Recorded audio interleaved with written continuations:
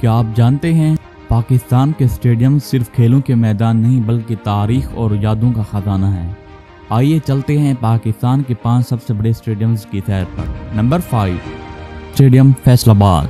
ये स्टेडियम 1996 के world cup quarter final का गवाह है।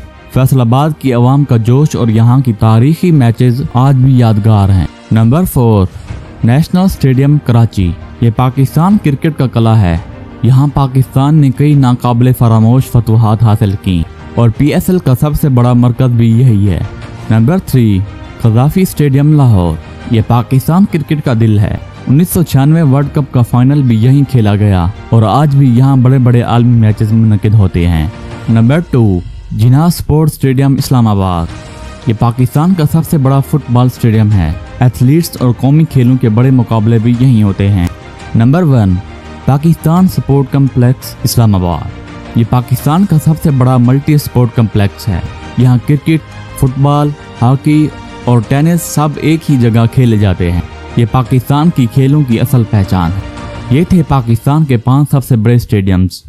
आपको कौन सा सबसे ज़्यादा पसंद आया कमेंट्स में ज़रूर बताएं और मज़ीद दिलचस्प डॉक्यूमेंट्रीज़ के लिए फॉलो करना ना भूलें। अगर आप पाकिस्तान के मशहूर स्टेडियम्स के बारे में मज़ीद जानना चाहते हैं तो हमारे चैनल टूअर्स गाइड उर्दू का विजिट करें।